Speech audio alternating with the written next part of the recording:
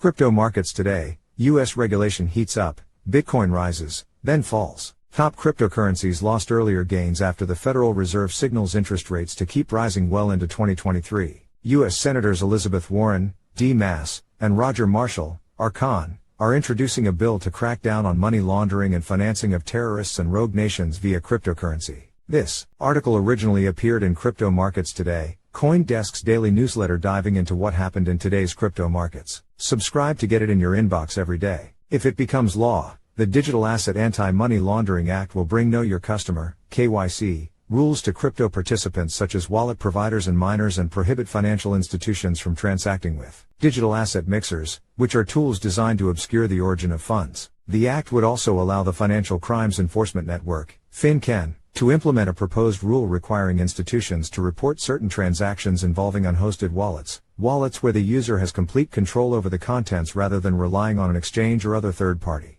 Concerns over the use of crypto to facilitate money laundering and terrorist financing are frequently aired by lawmakers or regulators and are often used to highlight the need for more robust regulation of the digital asset industry. Token Roundup.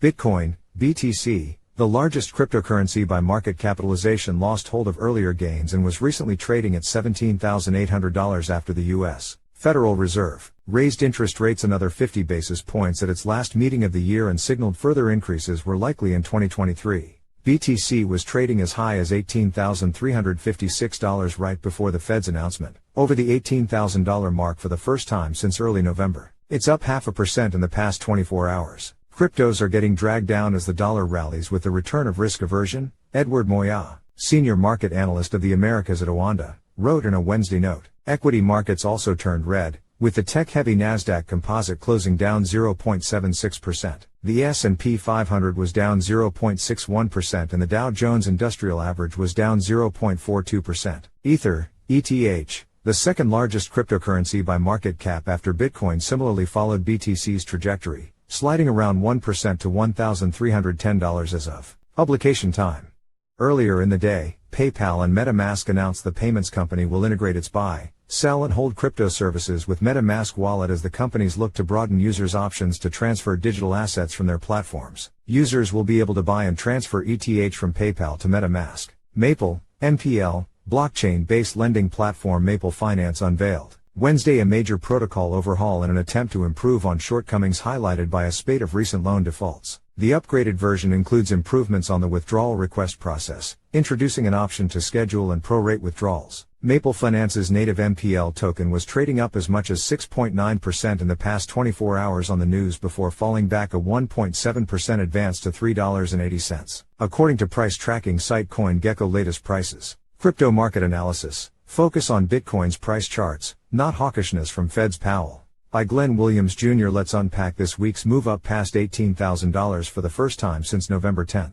Does the move have real merit, or is it just a short-term relief rally? It could be that. Just the mere fact that we're asking the question is a sign for optimism. Historically, on a seasonal basis, the market is not entering a time of the year of strong performance. From a price chart perspective, Bitcoin's roughly $17,900 level moves the asset into a low volume node region, possibly indicating the potential for quick price moves. Volume nodes can be identified as zones on a price chart using the Volume Profile Visible Range tool, showing trading activity by price point. A high volume node represents areas of significant price agreement, which often coincides with slower price movement. By contrast, low volume nodes represent areas of low activity. Prices have the tendency to move rapidly through these areas until they reach the next area of agreement. An illustration of this can be seen in the 14% decline that took place on November 9. Bitcoin has now entered that same space, but to the upside this time around. Read the full technical take here. Trending posts. Listen, today's CoinDesk Markets Daily podcast discusses the latest market movements and a look at legislative hopes for crypto in the new year. FTX bankruptcy court is warned against granting Bahamas dangerous IT access. FTX hearing in U.S. Senate reveals Congress doesn't have immediate answers. Binance CEO Changpeng CZ Zhao warns staff of turbulent times as Bitcoin stock investors cheer U.S. inflation slowdown. One macro expert calls for caution. Bitcoin miner Core Scientific's lender wants to give miner $72 million to avoid bankruptcy. Citi says crypto market leverage. Open interest are historically low. Celsius seeks $7.7 million from Voyager's estate as bankruptcy cases intertwine.